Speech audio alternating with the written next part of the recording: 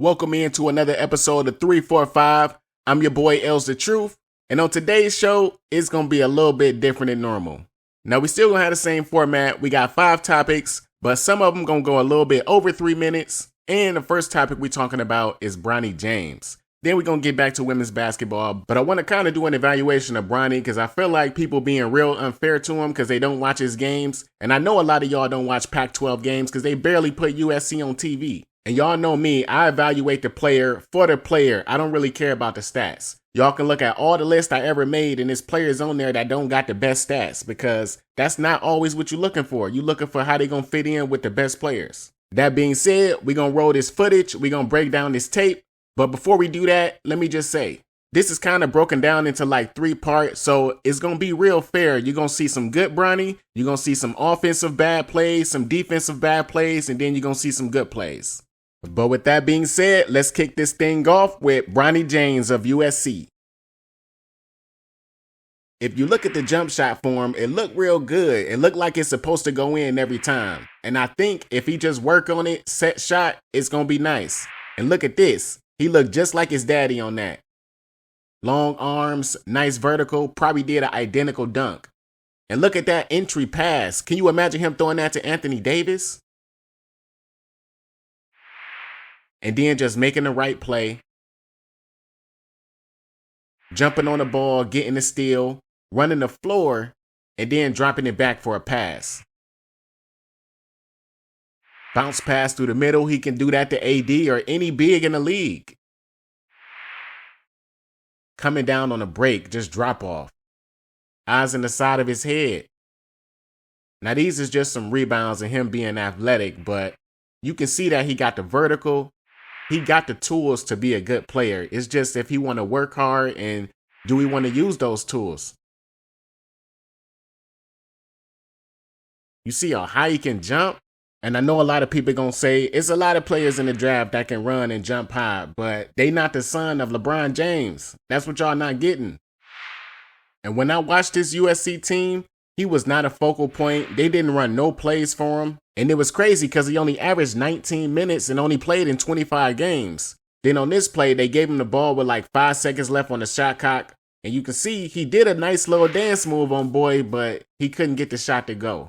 And Bronny really only shot poorly from 3. He shot 26% from 3, but he shot 48% inside the 3-point line. But I showed y'all the jump shot for him. If you think that's not going to start going in, then you crazy. But on this play, they finally gave him a chance to play point guard. And look, he can bring the ball up the court. I don't know why they ain't letting him do it more. Then they got him run all the way around the court, stand on the wing, and look at boy just look him off. If you look at Bronny's hand, it looked like he was calling for the pass or calling for the dude to shoot it, but he just looked Bronny off and passed it the other way. I'ma just be all the way real. The coach didn't like him. His teammates didn't like him. This team has 7 top 100 recruits, not including DJ Rodman, Dennis Rodman's son. So that's 8 premium players and they all just underperformed.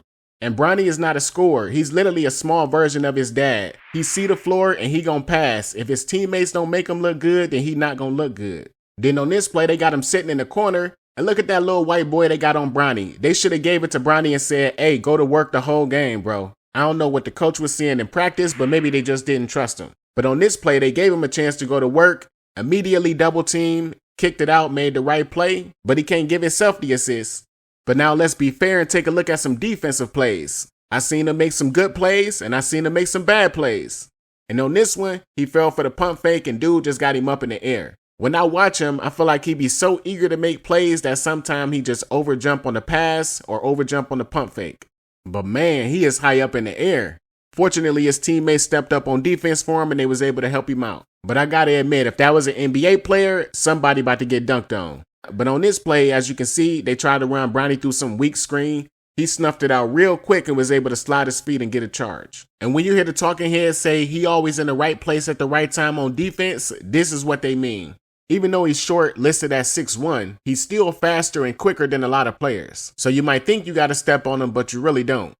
Then on this next play, this is the one place I say he really needs to get better at on defense, not biting for every punt fake and not going for every steal. And he don't need me on no damn podcast telling him how to play because he got his damn daddy and he got the Lakers organization. But if they won't tell him, I will. This is one place he got to get better. You got to stop biting on the fakes, bro. But on this play, this was really nice. He was eyeing the boy the whole time, jumped on him at the perfect time, tied him up, and possession arrow goes to USC. But look at this, you don't see none of his teammates coming up to him. Only person who dapped him up was an assistant coach. And that's just not a good basketball environment to thrive in, for real. Your whole team gotta have your back. But speaking of back, Bronny almost looked like he had his back turned on this play. Bronny literally turned his head away for 1 second, ball watching, and the dude just went right past him and got an open three. And we know if that was an NBA player, more than likely they gonna knock that down. And I really wish I can extend this segment because I got a whole lot more to say on Bronny. But for now, if y'all won't, just comment your thoughts on Bronny. Would you like if I added a men's basketball segment? Y'all feedback mean everything, so I would love to hear from y'all. But with that, let's transition back into women's basketball and talk about the most dominant teams in the WNBA right now, starting with the New York Liberty. The New York Liberty having a very solid season right now, led by Breanna Stewart, averaging 19 and 9. She should probably be averaging more points, but she only shooting 24% from three. But we all know if she take them, you feel like she gonna make them, so it don't really matter what that percentage is. She gonna hit the big ones. And the way she been playing as a point forward, she really been looking like Candace Parker. She bring the ball up so fluid, it almost looked like she a point guard. And that's why I feel like this team has been so successful so far, because everybody on the team, including JJ, can bring the ball up the court and create a shot. Betnijah Laney also flying under the radar but having a very good season herself, averaging 12 points and shooting 38% from three. Something to keep an eye on is Courtney Vandersloot. She's averaging 7 points, under 10 points for the first time since 2016. And just looking at the percentages, I know she don't want to just keep hanging on like this. If this is her last year, she deserves her flowers. She one of the best floor setters the WNBA has ever seen. And let's hope the New York Liberty can get her another ring. But fortunately, they got Sabrina Ionescu well on her way to break the all-time three-point record. And she a good floor setter herself, triple-double waiting to happen. I just need Sabrina to stop all the showboating until she get a championship, because when it comes to the playoffs, them players be at her neck. But right now, the New York Liberty got the number 1 offense in the league, the number 4 defense. Kayla Thornton out there balling. Leonie Febich, a rookie, is out there balling. I want to see Marquisha Davis get in more games, but maybe we'll see that more in the second half of the season. And now for the Connecticut Sun. To me, the second best team in the league. The only reason I say that is because they don't have a primary go-to player, but they got 7 or 8 players that's contributing big time on this team. And it's really nice to see Breonna Jones back looking healthy in the WNBA after tearing her Achilles and missing just about all the last season. So shout out to her. The team also getting some good contribution from Tiffany Mitchell. She started last season for Minnesota, and she coming off the bench for them, so they basically got a starter coming out of the second unit. Dewanna Bonner still leading this team in scoring, averaging 17 points, and this is year number 16 for her, still aging like fine wine. But I don't know, right now she's some Maneo tequila because she hitting them real strong. Then you got DiJonai Carrington, my preseason pick for most improved, is looking real good, but she got some tough competition in that category, so we gonna see how it shake out. But she finally getting her chance to start, and I've been told y'all what she was gonna do with that. A lot of people really only talked about her because of her pregame fit, so it's nice to see people actually talking about her game and how good she can play, because she had this at Baylor. Her and DD Richards was locking shit down, and that's why I love that them two is in the league. And then they got one of the most underrated players in the league, Tyasha Harris. South Carolina alum. If y'all don't know what she brings to the table, I got a special package coming up for Tyasha Harris in the future. I already got the packages ready. I just got to figure out what show I want to fit it in on. But make sure y'all lock in for that, because you know if we gonna talk about them, they probably can ball.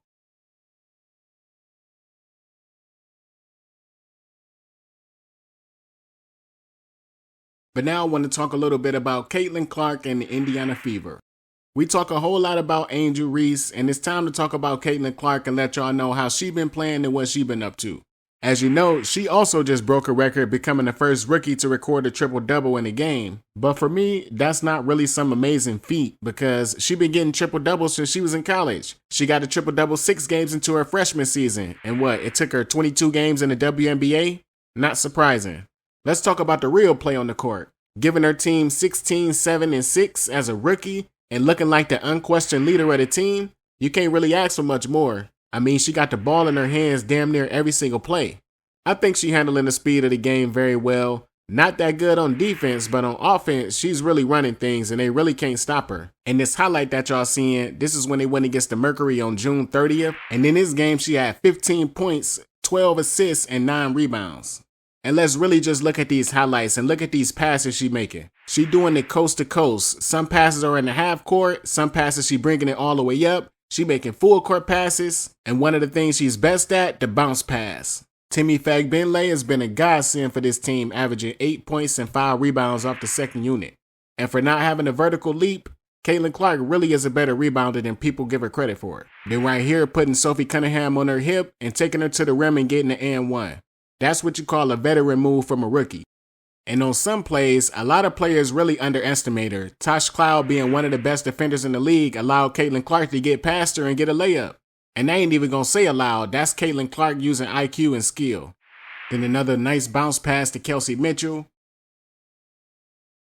One of the best in the league at doing that. Off the miss from Diana Taurasi, Caitlin Clark always getting it and getting that thing in transition. It's like the ball just found her hand. And then she just pulled up from half court. Now, if we gonna be fair, some of them logo threes she be taking and missing put her team in a bad position because them long rebounds lead to fast breaks. But when she get to doing this, head down, just driving, nice bounce pass to Christy Wallace, it's really not much you can do because the defense so keyed on her, they don't know if she gonna step back and somebody always wide open back door. Aliyah Boston has been a recipient of some beautiful passes. And we gotta call a spade because she was not playing good early in the season. Nice to see that she's turned that around completely, got her field goal percentage up to 50%, still averaging 1 more point less than last year, but she can get that up before the end of the season. Nice to see the Caitlin Clark-Kelsey Mitchell connection. Kelsey Mitchell definitely deserved to be in the All-Star game despite what anybody say. She averaging 16 points and shooting 40% from 3. Stop it. If anything, they need to build around CeCe and Kelsey. Everybody else can go. One thing I do want to see from Caitlin Clark specifically is her just cutting down on the turnovers. And that's one reason I don't talk about Caitlin Clark as much as I used to because she being talked about on all the shows now. So if I talk about her all the time, I feel like I'll be giving y'all repetitive commentary. And that's one thing I'm against. So I'm sorry if this felt like something you heard before, but I just want to briefly say the turnovers got to be cut down. But for real, the passes are so amazing. I mean, you can kind of forget about the turnovers. What I think she should be more focused on is trying to figure out where she gonna start shooting the ball from. Because if she really want to take this team to places that they ain't seen since Tamika Catchings, she gotta raise her 3-point percentage up. They call her the female Steph Curry, but Steph Curry only shot under 40% 2 times, and both times they was coming off an injury. And we gonna have to hush all that Steph Curry talk if she don't get that 3-point percentage up. In Steph Curry's rookie year in the NBA, he shot 43% from 3 and shot 46% from the field. And he was not as highly recruited as Caitlin Clark at all. He was not the number 1 pick in his draft. But I ain't saying that as no slight to Caitlin Clark. I'm just saying when you start comparing players to other players, then we got to bring out the numbers and show you why you shouldn't do that anymore. You can't just take the logo threes. You got to make the logo threes at a high percentage. And now our rapid fire recap of the top 5 bigs in the WNBA, starting at number 5 with Dearica Hamby. D ain't the typical big listed at 6'3", but she been playing like a big, averaging 19 and 10. And she has been doing it all for the Los Angeles Sparks. Not only is she averaging 35 minutes per game, she's shooting 52% from the field and 42% from 3. The 3-point percentage is a career high, the rebounds are a career high, her assists at 3.5 is a career high. As of the recording of this podcast, Dearica Hamby has 13 double-doubles, got a game with 18 rebounds. And then the highlight that you're seeing is when the Sparks took on the Mercury on June 2nd, where Dearica Hamby went for 23 points, 3 of 3 from 3, 9 of 12 overall. And now y'all know my pick for most improved player was DiJonai Carrington, but this is actually the most improved player. Last year she averaged 9 points, this year she averaging 19. But let's move on to number 4, affectionately known as Big Mama Steph, Stephanie Dolson.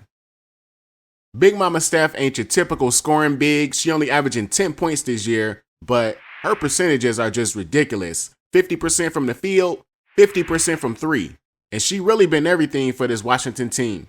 She was their big signing in the offseason, and she been doing a really good job at trying to keep this team afloat. As of this podcast recording, the Washington Misses are sitting at 5-17. Stephanie Dolson has played in 21 of those games, being there for them during the tough times. Coming in at number 3, we got the Seal Queen, better known as T-Mac, Teaira McCowan.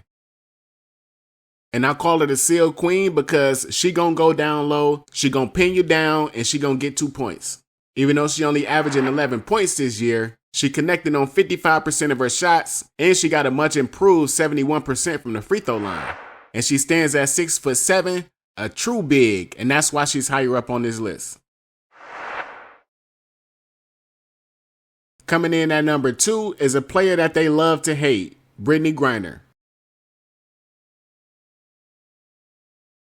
I mean, it's so much meat on the bone for Brittney Griner. I really want to make a full Brittney Griner podcast one day and give her a full 5-10 minutes of just straight action.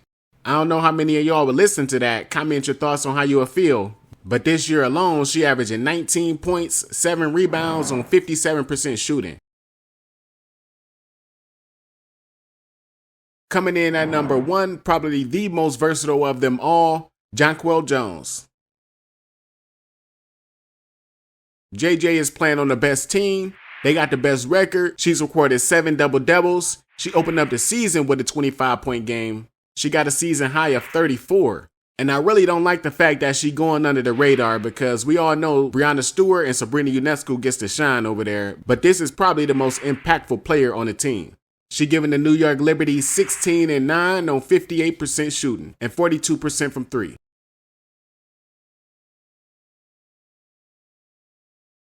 And now it's time for our college basketball segment, players to watch for and expectations for players. We got Philippina Che, Georgia Amoore, and Hannah Hidalgo, but we gonna start in Oregon with Big Philly.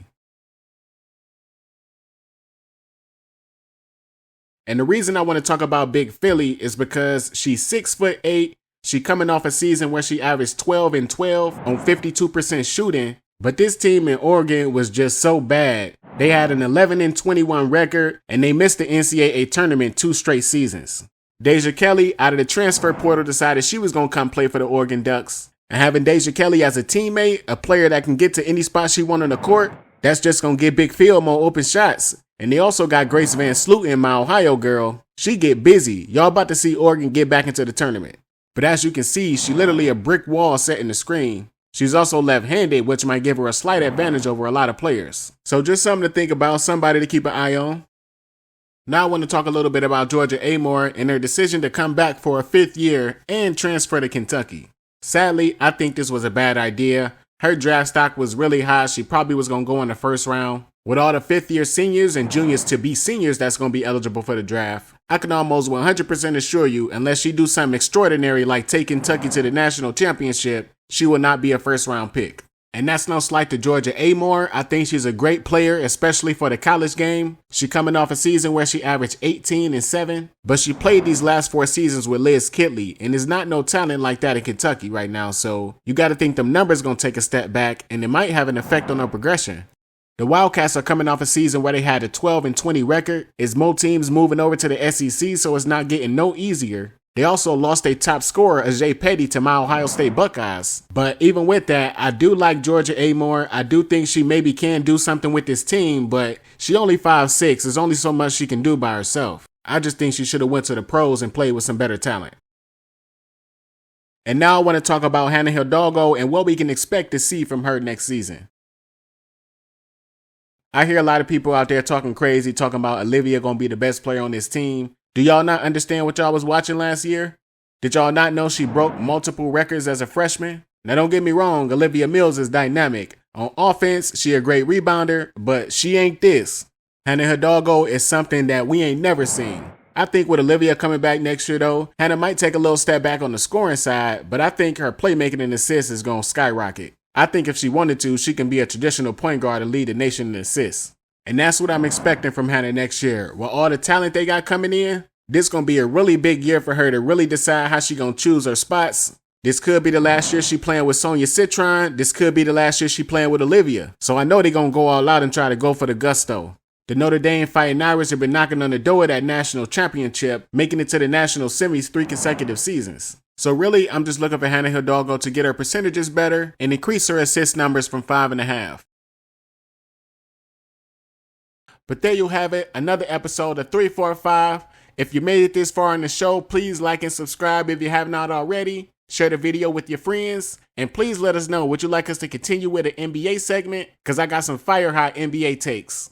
If you got any ideas for a rapid fire recap, let us know in the comments. As always, I appreciate every comment, all the feedback. Just so y'all know, that is actually me responding to y'all. So don't be afraid to get into a conversation with me. I love to talk, as you can see. But thank you for everybody for listening and watching. I'm Elsa True for PRNM. Talk to you on the next one.